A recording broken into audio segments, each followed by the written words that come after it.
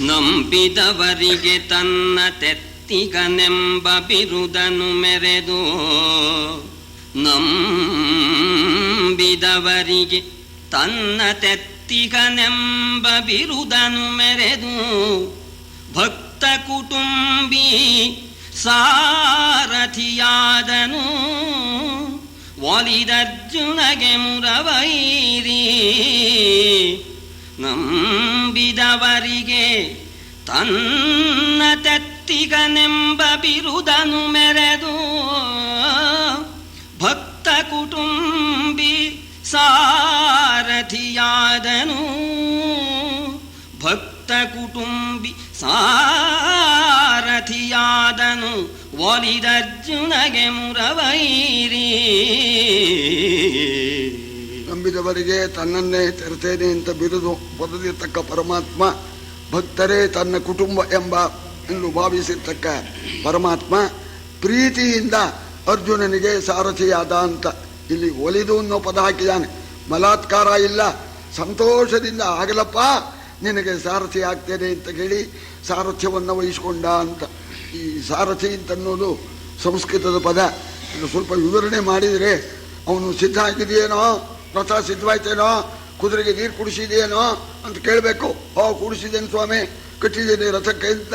ಇಂಥ ಕೆಲಸ ಮಾಡೋದು ಸಾರಥಿ ಅಂತಂದರೆ ಇಂಥ ಸಾರಥ್ಯ ಕೆಲಸವನ್ನು ಅರ್ಜುನಿಗೋಸ್ಕರ ಮಾಡಿದ ಅಂತನ್ನೋ ಈ ಸಂದರ್ಭದಲ್ಲಿ ಕಥೆ ಹೇಳ್ತಕ್ಕಂಥ ವೈಶಂಪಾಯನರು ಜನಮೇಜಯನಿಗೆ ಹೇಳ್ತಾರೆ, ನಿಮ್ಮ ಪೂರ್ವ ಪಿತಾಮಹರು ಬಹಳ ಪುಣ್ಯವಂತರಪ್ಪ ಅಂತ ಕಥೆ ಹೇಳಬೇಕಾದ್ರೇನೆ ಉದ್ಯೋಗ ಪರ್ವದ ಪ್ರಾರಂಭದಲ್ಲಿ ಹೇಳ್ತಾ ಇದ್ದಾರೆ.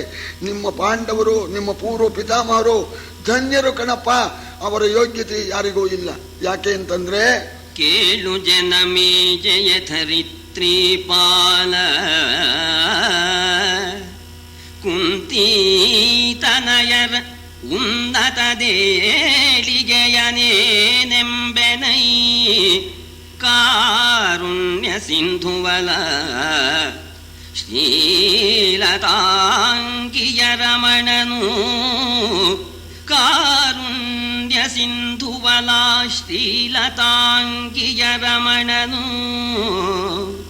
ಇನಿ ಬರೊಳು ಆಳೊಡೆಯನೆಂದೆಂಬ ಭೇದವ ಬೀಳು ಕೊಟ್ಟೆ ನಡೆಸುತ್ತಿದ್ದನು ತನ್ನ ಮೈದುನರ.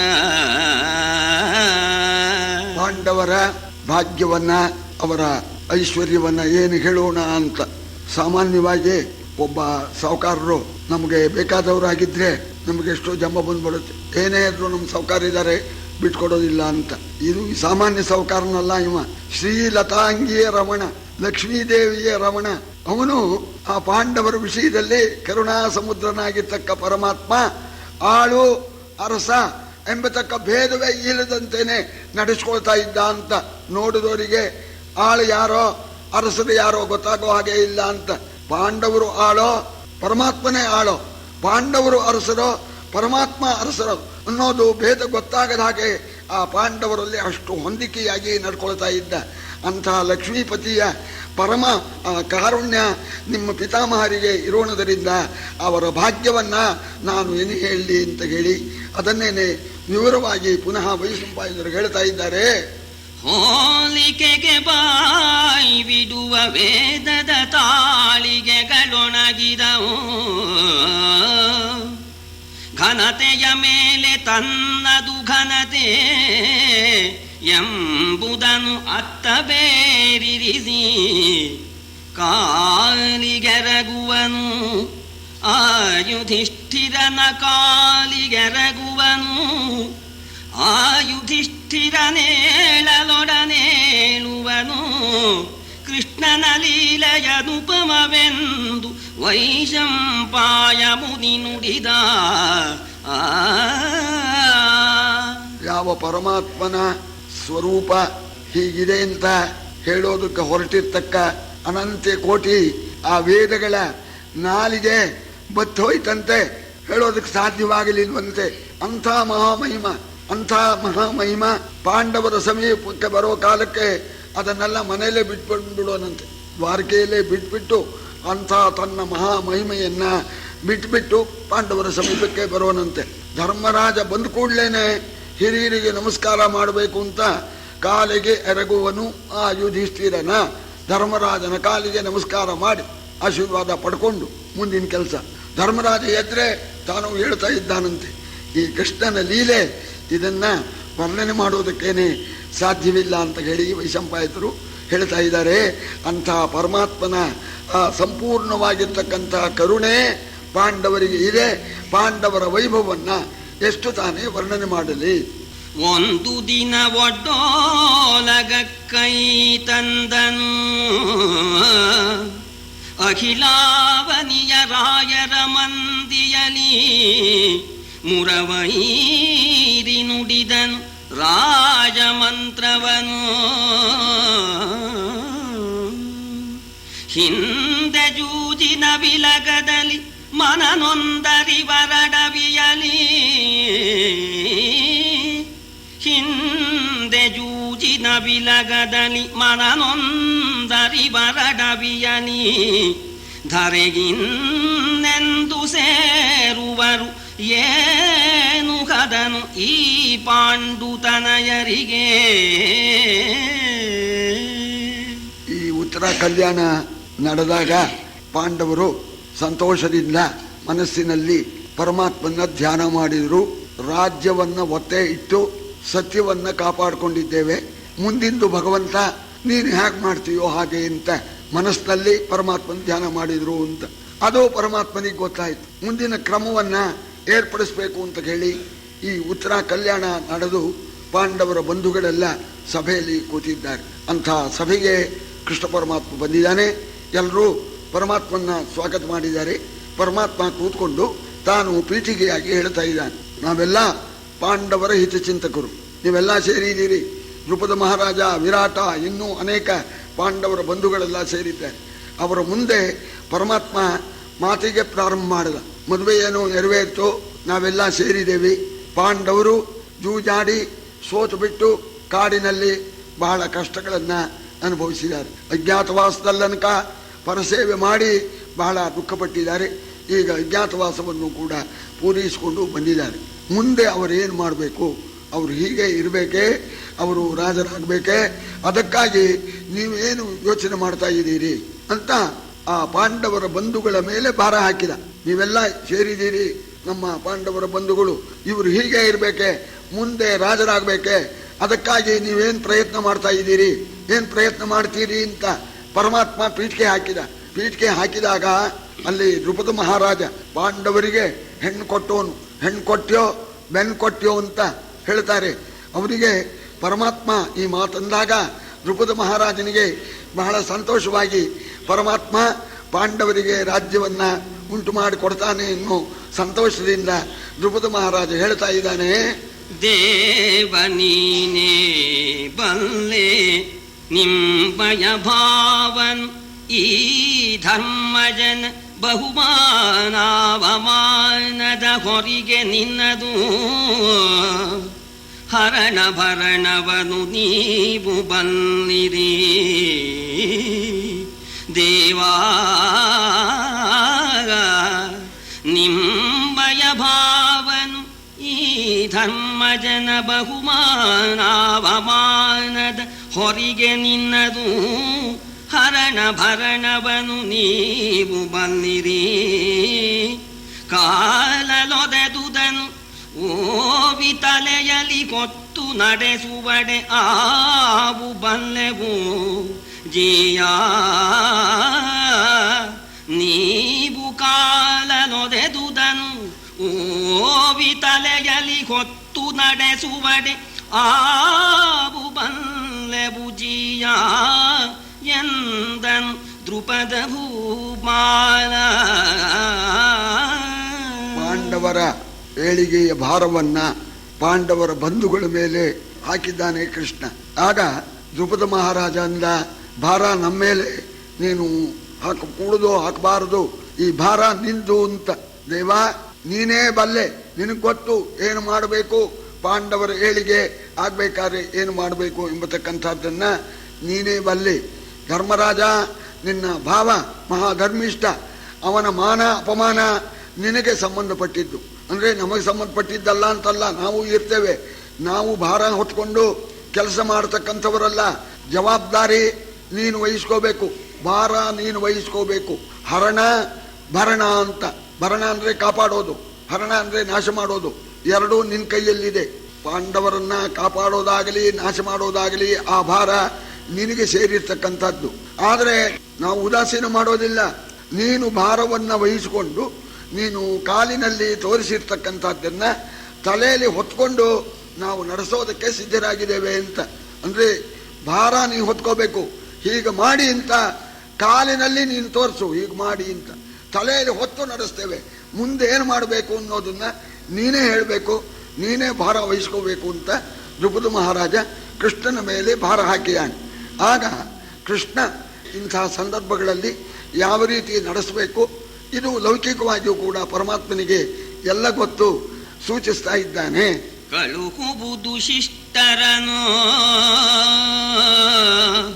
ಧರಣಿ ತಳವ ಬೇಡಿಸುವಲ್ಲಿ ಸಾಮವ ಬಳಸುವುದು, ಭೀಷ್ಮಾದಿಗಳ ಕಟ್ಟುವುದು ವಿನಯದಲ್ಲಿ ತಿಳಿಯುವುದಾತನ ನೆಲೆಯನು, ತಿಳಿಯುವುದಾ ಕೌರವನ ನೆಲೆಯನು. ಅಲ್ಲಿಂಬಳಿಕ ನಯವಿಲ್ಲೆಂದರೆ ಆಗವದೊಳಗೆ ಕೈದೋರುವುದು ಮತವು ಎಂದನು ಮುರಧ್ವಂಸಿ. ದುರ್ಯೋಧನನ ಅಭಿಪ್ರಾಯ ಏನು ಅಂತನ್ನೋದು ನಮಗೆ ಗೊತ್ತಾಗಿಲ್ಲ. ವಾಸ್ತವವಾಗಿ ಕರಾರ್ ಪ್ರಕಾರ ವನವಾಸ ಅಜ್ಞಾತವಾಸ ಮುಗಿದ ಕೂಡಲೇನೆ ಪಾಂಡವರ ರಾಜ್ಯವನ್ನ ದುರ್ಯೋಧನ ಕೊಡಬೇಕಾಗಿತ್ತು. ಇದುವರೆಗೂ ಕೊಟ್ಟಿಲ್ಲ. ಅವನ ಮನಸ್ಸಿನಲ್ಲಿ ಏನಿದೆಯೋ ನಮಗೆ ಗೊತ್ತಿಲ್ಲ. ನಾವು ಒಳ್ಳೆ ಮಾತಿಂದಲೇನೆ ಪ್ರಯತ್ನ ಪಡಬೇಕೇ ವಿನಃ ಕೆಟ್ಟ ಮಾತಾಡೋದು ಬೇಡ. ಒಳ್ಳೆ ಮಾತಾಡಿ ನೋಡೋಣ. ಏನ್ರಿ ನಾನು ಕೊಡಬೇಕು ಅಂತ ಇದ್ದೆ, ನೀವು ಈ ರೀತಿ ಹೇಳ್ತಾ ಇದ್ದೀರಲ್ಲ ಅಂತ ನಮ್ಮ ಮೇಲೆ ಆಕ್ಷೇಪಣೆ ಬರಬಾರದು. ಯಾವಾಗಲೂ ಕೂಡ ಒಳ್ಳೆ ಮಾತಿಂದ ಕೆಲಸವನ್ನು ಮಾಡಿಕೊಳ್ತಕ್ಕಂಥದ್ದು ಅನುಕೂಲ. ಅದಕ್ಕೋಸ್ಕರ ಸರಿಯಾಗಿರ್ತಕ್ಕಂಥ ಒಬ್ಬ ಶಿಷ್ಟನನ್ನ ಸರಿಯಾಗಿ ಮಾತಾಡಿಬಿಟ್ಟು ಸಾಮದಿಂದ ಒಳ್ಳೆಯ ಮಾತಿಂದ ನಯವಾದ ಮಾತಿಂದ ದುರ್ಯೋಧನ ಮನಸ್ಸಿಗೆ ಮಂದಟ್ಟು ಆಗುವಂತೆ ಹೇಳತಕ್ಕಂಥ ಒಬ್ಬ ಶಿಷ್ಟನ್ನ ಕಳಿಸ್ಕೊಡ್ಬೇಕು. ಆ ಹೋದಂಥ ಆ ಮನುಷ್ಯ, ಆ ಶಿಷ್ಟನಾಗಿರ್ತಕ್ಕಂಥವನು ಭೀಷ್ಮ ದ್ರೋಣ ಮೊದಲಾದವರಿದ್ದಾರೆ, ಅವರನ್ನ ವಿನಯದಿಂದ ಕಟ್ಟುವುದು ಅಂತ ತಮ್ಮ ಸ್ವಾಧೀನಕ್ಕೆ ತಗೋಬೇಕು. ಆಮೇಲೆ ಈ ವಿಚಾರವನ್ನ ಅಜ್ಞಾತವಾಸ ಪೂರಿಸಿದ್ದಾರೆ, ಅವರ ರಾಜ್ಯ ಅವರಿಗೆ ಕೊಟ್ಬಿಡಪ್ಪ ಅಂತ ಹೇಳಿ ದುರ್ಯೋಧನಿಗೆ ತಿಳಿಸೋದು. ಆಗ ದುರ್ಯೋಧನನ ಬಣ್ಣ ಬಯಲಾಗತ್ತೆ. ಏನ್ ಮಾಡ್ಕೊಂಡಿದ್ದಾನೋ ನಮಗೇನು ಗೊತ್ತು. ದುರ್ಯೋಧನನ ನೆಲೆ ಆವಾಗ ಗೊತ್ತಾಗತ್ತೆ. ಆವಾಗ ಅವನು ಕೊಡೋದಿಲ್ಲ ಅಂತಲೇ ಹೇಳೋ ಪಕ್ಷದಲ್ಲಿ ನಾವೆಲ್ಲ ಪಾಂಡವರ ಹಿತಚಿಂತಕರು ಆಹವದೊಳಗೆ ಯುದ್ಧದಲ್ಲಾದರೂ ಕೂಡ ಕೌರವರನ್ನ ಗೆದ್ದು ಪಾಂಡವರಿಗೆ ರಾಜ್ಯವನ್ನ ಕೊಡಿಸ್ತಕ್ಕಂಥದ್ದು ನ್ಯಾಯ. ಮೊದಲಿಗೆ ನಾವು ಯುದ್ಧಕ್ಕೆ ಹೋಗೋದು ಬೇಡ, ಒಳ್ಳೆ ಮಾತಿಂದ ಕಾರ್ಯ ಸಾಧನೆ ಆಗ್ಬಿಡ್ಲಿ, ಆಗೋದಾದ್ರೆ ಆಗಲಿ ಅಂತ ಹೇಳಿ ಮಧ್ಯಸ್ಥರಾಗಿರ್ತಕ್ಕವರು ಯಾವ ಮಾತಾಡಬೇಕೋ ಅಂತ ಮಾತಾಡಿದಾನೆ ಕೃಷ್ಣ. ಅಲ್ಲೇ ಇದ್ದ ಬಲರಾಮ, ಅವನಿಗೂ ಗೊತ್ತಿಲ್ಲ ದುರ್ಯೋಧನ ಅಭಿಪ್ರಾಯ. ಕೃಷ್ಣ ಈ ಸಾಮದಿಂದ ನೆರವೇರದೆ ಇದ್ದರೆ ಆಮೇಲೆ ಯುದ್ಧ ಮಾಡಿ ನಾವು ಗೆದ್ದು ಕೌರವರನ್ನು ಗೆದ್ದು ಪಾಂಡವರಿಗೆ ರಾಜ್ಯ ಕೊಡಬೇಕು ಅಂತ ಕೃಷ್ಣನ ಮಾತಿನಲ್ಲಿ ಏನು ತಪ್ಪಿಲ್ಲ. ಬಲರಾಮನಿಗೆ ಆ ಮುಂದಿನ ಮಾತು ಸಮಾಧಾನ ಆಗಲಿಲ್ಲ. ದುರ್ಯೋಧನನ್ನು ಯುದ್ಧದಲ್ಲಿ ಗೆದ್ದು ಅಂತನ್ನು ಆ ಮಾತಿಗೆ ಬಲರಾಮನಿಗೆ ಬೇಜಾರಾಗ್ಬಿಟ್ಟು, ಎಲೆ ಮರುಳೆ ಮುರವೈರಿ ಕೌರವರೊಲಿಯರಿ ಕದನನು ಯುಧಿಷ್ಠಿರ ನಿಲಯ ಸೋತನು ಜೂಜುಗಾರರ ಮೇರೆ ಮಾರ್ಗದಲ್ಲಿ ನೆಲನ ನೊಟ್ಟಲಿ ಮತ್ತೆ ಗೆಳಿದೆ ಕೊಳಲಿ ಮೇಣ್ಕಾದಲಿ ನೆಲನ ನೊಡ್ಡಲಿ ಮತ್ತೆ ಗೆಳಿದೆ ಕೊಳಲಿ ಮೇಣ್ಕಾದಲಿ ಸುಯೋಧನನೊಳಗೆ ತಪ್ಪಿಲ್ಲ ಸುಯೋಧನನೊಳಗೆ ತಪ್ಪಿಲ್ಲ ಎಂದು ನುಡಿದನು ನಗುತ ಬಲರಾಮ. ಮಾತೇನೋ ನಗುತ್ತಾನೆ ಆಡದ. ಆದರೆ ಆ ಮಾತಿನ ಬಿಗಿ ಮಾತ್ರ ಕೌರವನ ಪಕ್ಷ ಸಂಪೂರ್ಣವಾಗಿ ವಹಿಸಿದಂತೆ ಮಾತಾಡ್ತಾನೆ. ನಗುನಗುತ್ತಾ ಮಾತಾಡ್ದ, ಕೃಷ್ಣ ನಿನಗೇನು ಹುಚ್ಚಿಡೀತೇನು? ದುರ್ಯೋಧನಾದಿಗಳು ಇದನ್ನ ಒಪ್ಪೋದಿಲ್ಲ. ಅವರು ಬೇಕು ಅಂತಿದ್ರೆ ಇವರೇ ಹೋಗಲಿ ಕೇಳಿ. ಶಿಷ್ಟರು ಹೇಳಿದ್ರೆ ಅವರು ದುರ್ಯೋಧನ ಒಪ್ಪೋದಿಲ್ಲ. ವಾಸ್ತವವಾಗಿ ದುರ್ಯೋಧನಲ್ಲೇನು ತಪ್ಪಿಲ್ಲ. ಧರ್ಮರಾಜ ಜೂಜು ಆಡೋದಕ್ಕೆ ಬರದೇ ಇರ್ತಕ್ಕಂಥವನು ಜೂಜಾಡ್ದ, ಸೋತ, ಅವ್ನು ಗೆದ್ದ. ಒಂದೇನು ತಪ್ಪು? ಇವ್ ಬುದ್ಧಿ ಇರಬೇಕೋ ಬೇಡವೋ? ಆಡೋಕೆ ಬರದೇ ಇರೋನು ಹೋಗಿ ಸೋತ ಗೆದ್ಕೊಂಡಿದ್ದಾನೆ. ಇವರೇ ಹೋಗಿ ಏನಪ್ಪ ಈಗ ನಮ್ಮ ವಿಜ್ಞಾತವಾಸ ಪೂರೈಸಿದ್ದೇವೆ, ನಮ್ಮ ರಾಜ್ಯ ಕೊಡು ಅಂತ ಇವ್ರು ಹೋಗಿ ಕೇಳಿ. ಬೇರೆಯವ್ರನ್ನ ಮೂರೇವ್ರನ್ನ ಕಳಿಸಿದ್ರೆ ಅವ್ರು ಒಪ್ಪೋದಿಲ್ಲ, ಕೌರವನು ಒಪ್ಪೋದಿಲ್ಲ. ಒಪ್ಪದೇ ಇರೋದೇ ನ್ಯಾಯ. ಅವನು ಹೇಳ್ಬಹುದು, ಜೂಜಿನಲ್ಲಿ ಗೆದ್ದಿರೋ ರಾಜ್ಯ ಜೂಜಾಡೇ ವಾಪಸ್ ತಗೋ ಅಂತ ಹೇಳ್ಬಹುದು. ಜೂಜಿನಲ್ಲಿ ತಾನೇ ಕಳ್ಕೊಂಡಿದೀಯ, ಮತ್ ರಾಜ್ಯ ಒಡ್ತೇನೆ, ಆಡು ಜೂಜು ಗೆಲ್ಲು ಅಂತ ಹೇಳ್ಬಹುದು. ಇಲ್ಲ ಯುದ್ಧ ಮಾಡಿ ತಗೋ, ನಾನು ಹಾಗೆ ಕೊಡೋದಿಲ್ಲ ಅಂತ ಅನ್ಬಹುದು. ಏನೇ ಹೇಳ್ಬೋದು. ದುರ್ಯೋಧನಲ್ಲೇನು ತಪ್ಪಿಲ್ಲ ಅಂತಂದ. ಇಲ್ಲಿ ಕೃಷ್ಣನ ಮಾತಿನಲ್ಲೇ ದುರ್ಯೋಧನಲ್ಲಿ ತಪ್ಪಿದೆ ಅಂತ ಅವನು ಕೃಷ್ಣ ಹೇಳಿಲ್ಲ. ಕೃಷ್ಣ ಮಧ್ಯಸ್ಥಿಗೆ ಮಾತಂದಿದ್ದಾನೆ. ಈ ಬಲರಾಮ ಸಂಪೂರ್ಣವಾಗಿ ಕೌರವನು ಪರಾವಹಿಸಿ ಮಾತಾಡಿದಾಗ ಆಯ್ತೋ ಇಲ್ವೋ, ದುರ್ಯೋಧನನೊಳಗೆ ತಪ್ಪಿಲ್ಲ ಅಂತ. ತಪ್ಪಿದೆ ಅಂತ ಕೃಷ್ಣ ಅಂದಿದ್ರೆ ದುರ್ಯೋಧನಲ್ಲಿ ತಪ್ಪಿಲ್ಲ ಅಂತ ಅನ್ಬೋದಾಗಿತ್ತು. ಕುಂಬಳಕಾಯಿ ಕಳವಾಯ್ತು ಹೋಗ್ಬಿಡ್ತು ಅಂದ್ರಂತೆ. ನನ್ನ ಹೆಗಲಿ ಯಾಕೋ ಬೂದಿಯಾಗಿದೆಯೇ ಇಂತೊಬ್ಬ ನನ್ನಂತೆ. ಆ ಪ್ರಕಾರವಾಗಿ ಸಾತ್ವಿಕಿ ನೋಡಿದ ಎಲ್ಲ ಕೃಷ್ಣ ಮಧ್ಯಸ್ಥರ ಆಡತಕ್ಕ ಮಾತನ್ನು ಆಡಿದ್ದಕ್ಕೆ ಕೃಷ್ಣನ ಮೇಲೆ ಹುಚ್ಚ. ಕೃಷ್ಣ ಇದು ಒಪ್ಪೋದಿಲ್ಲ, ಇದು ನ್ಯಾಯವಲ್ಲ ಅಂತ ಕೃಷ್ಣನಿಗೆ ರೀತಿ ಹೇಳ್ತಾ ಇದ್ದಾನಲ್ಲ ಈ ಬಲರಾಮ ಅಂತ ಸಾತ್ವಿಕಿಗೆ ಬೇಜಾರಾಗ್ಬಿಟ್ಟು ಅವಾಗ ಸಾತ್ವಿಕಿ ಹೇಳ್ತಾ ಇದ್ದಾನೆ, ದೇಶನಾಡಿದೆ ರಾಮ ಬಳಿಕೇನು ಆಸುಯೋಧನದ ಧಮನೆ ನೀಸನೇರಿಸಿಕೊಂಡು ನುಡಿವ ಮತ್ತೆ ಕೆಳಬರಲಿ ಆಸುರದ ಕತ್ತಲೆಯ ಬೀಡು ಮಹಾಸಹಾಯವು ಗೂಗೆಗಳಿಗೆ ಆಸುರದ ಕತ್ತಲೆಯ ಬೀಡು ಮಹಾಸಹಾಯವು ಗೂಗೆಗಳಿಗೆ ಉಪಹಾಸವೇ ದಿಟವೆಂದು ಸಾತ್ಯಕಿ ನಗುತ ಕತಿಗೊಂಡ. ರಾಮ ಒಳ್ಳೆ ಮಾತಾಡ್ತಾ ಇದೀಯ. ಕೃಷ್ಣ ದುರ್ಯೋಧನ ಅಧಮ ಅಂತ ಹೇಳಲಿಲ್ಲ. ನೀನು ದುರ್ಯೋಧನ ಪಕ್ಷ ವಹಿಸಿಬಿಟ್ಟು ಮಾತಾಡ್ತಾ ಇದೀಯ ಅನ್ನೋದು ಇಲ್ಲಿ ಸ್ಪಷ್ಟವಾಗಿ ಗೊತ್ತಾಗುತ್ತೆ. ಮಧ್ಯಸ್ಥರು ಹೇಳತಕ್ಕ ಮಾತನ್ನ ಕೃಷ್ಣ ಸ್ವಾಭಾವಿಕವಾಗಿ ಇಬ್ಬರಿಗೆ ಜಗಳವಾದಾಗ ಒಳ್ಳೆ ಮಾತಿಂದ ನಿಮ್ಮ ಕರಾರು ಈ ರೀತಿ ಇತ್ತಪ್ಪ, ಕರಾರಂತ ನಡ್ಕೊಂಡಿದ್ದಾರೆ, ಅವ್ರದ್ದು ಕೊಟ್ಬಿಡಿ ಅಂತ ಒಳ್ಳೆ ಮಾತಿಂದ ಹೇಳಿ ಕೆಲಸ ಮಾಡಿಕೊಳ್ಳೋದು ಒಳ್ಳೆಯದು ಅಂತ ಮಧ್ಯಸ್ಥಿಗೆ ಮಾತು ಹೇಳಿದಾಗ ನೀನು ದುರ್ಯೋಧನನ ಪರ ವಹಿಸಿಬಿಟ್ಟು ಮಾತಾಡ್ತಾ ಇದೀಯ. ದುರ್ಯೋಧನ ಅಧಮನೇ, ಅಧಮ ಅಂತ ನಾವೇ ಹೇಳಿಲ್ಲ, ನಿನ್ನ ಮಾತಿನಲ್ಲೇ ಅಧಮ ಅಂತ ಅರ್ಥವಾಗತ್ತೆ. ಯಾಕೆಂದ್ರೆ ನೀನು ಅವನ ಪರ ವಹಿಸಿ ಮಾತಾಡೋದ್ರಿಂದ ಒಂದೇ ಮರ, ಒಂದು ಕೊಂಬೆಯಲ್ಲಿ ಕಾಯಿ ಸಂಪೂರ್ಣವಾಗಿ ಹೂವು ಕಾಯಿ ಹಣ್ಣು ಎಲ್ಲ ಇರುತ್ತೆ, ಇದೊಂದು ಕೊಂಬೆಯಲ್ಲಿ ಏನೂ ಇರೋದಿಲ್ಲ. ಹಾಗೆ ಕುಲ ಒಂದೇನೆ. ಬಲರಾಮ, ಕೃಷ್ಣಂದು ನಿಂದು ಕುಲ ಒಂದೇನೆ, ಒಂದು ತಂದೆ ಮಕ್ಕಳು ನೀವು. ಹೀಗಿದ್ರೂ ಕೂಡ ಕೃಷ್ಣನ ಯೋಗ್ಯತೆಯೇ ಬೇರೆ, ನಿನ್ನ ಯೋಗ್ಯತೆ ಬೇರೆ. ಹಣ್ಣಿರೋ ಕೊಂಬೆ ಅದು, ನಿಂದೇನಿಲ್ಲ ಬರಡು. ಯಾವತ್ತೂ ಕೂಡ ಈ ಕತ್ಲೆ ಇದ್ದಾಗ ನೀನು ತಾಮಸ ಸ್ವರೂಪ, ಗೂಜಿಗೂ ಕತ್ಲಿಗೂ ಗಂಟು ಅಂತ. ನೀನು ಕತ್ಲೆ, ದುರ್ಯೋಧನನ ಗೂಜೆ. ಆ ಗೂಜಿಗೆ ಕತ್ಲೆ ಸಹಾಯ. ಯಾವತ್ತು ಕತ್ಲೆ ಸಹಾಯ ಗೂಜಿಗೆ ವಿನಃ ಬೇರೆ ಯಾವುದಕ್ಕೂ ಕೂಡ ಇಲ್ಲ. ಇದು ನಿಶ್ಚಯವಾದ ಮಾತು. ದುರ್ಯೋಧನ ಅಧಮ ಅಂತ ಯಾರು ಇಲ್ಲ ಅಂದಿಲ್ಲ, ನೀನು ಹೇಳೋದ್ರಲ್ಲೇನೆ ಹಾಗೆ ತೋರ್ತಾ ಇದೆ ಅಂತ ಹೇಳ್ತಾ ಹೇಳ್ತಾ ಸಾತ್ವಿಕಿಗೆ ಸಿಟ್ಟು ಬಂದ್ಬಿಡ್ತು. ಸಾತ್ವಿಕಿ ಯಾರು ಅಂತಂದ್ರೆ ಕೃಷ್ಣನ ದಾಯಾದಿ. ಕೃಷ್ಣನಿಗೆ ರಾಮ ಮತ್ತು ಕೃಷ್ಣನಿಗೆ ತಮ್ಮನಾಗಬೇಕು, ಅರ್ಜುನಿಗೆ ಅವನು ಶಿಷ್ಯನಾಗಬೇಕು. ಅವನಿಗೆ ಬೇಜಾರಾಗ್ಬಿಡ್ತು. ಈ ಕೃಷ್ಣ ಹೇಳಿದ್ದು ಅವನಿಗೆ ಅಷ್ಟು ಸಮಾಧಾನ ಇಲ್ಲ. ಒಳ್ಳೆ ಮಾತು ಹೇಳಲೇ ಕೊಡುದು ಅಂತ. ಒಳ್ಳೆ ಮಾತನ್ನ ಒಳ್ಳೆಯವರಲ್ಲೇ ಆಡ್ಬೇಕೇ ವಿನಃ ಕೆಟ್ಟೋರ ಹತ್ರ ಒಳ್ಳೆ ಮಾತು ಆಡೋದಕ್ಕೆ ಹೋದ್ರೆ ಅವ್ರ ಕೈಯಲ್ಲಿ ಆಗೋಲ್ಲ. ಅದಕ್ಕೋಸ್ಕರ ಹೇಳ್ತಾ ಇದ್ದಾರೆ ಅಂತ ತಿಳ್ಕೊಂಡ್ಬಿಡ್ತಾರೆ. ಮೃದುಹೂ ಪರಿಭೂಯತೆ ಅಂತ ಮೆತ್ತಗೆ ಇದ್ದವರನ್ನ ಎಲ್ಲರೂ ತುಳಿದು ಬಿಡ್ತಾರೆ. ಅದರಿಂದ ಅವನಿಗೆ ಹಾಗೂ ದುರ್ಯೋಧನ ಕೊಡೋದಿಲ್ಲ. ನಾವ್ ಯಾಕೆ ಅವನ ಹತ್ರ ಬೇಡ್ಕೊಳ್ಳೋಕೆ ಹೋಗ್ಬೇಕು ಅಂತ ಸಿಟ್ಟು ಬಂದ್ಬಿಟ್ಟು ಸಾತ್ವಿಕ ಹೇಳ್ತಾ ಇದ್ದಾನೆ.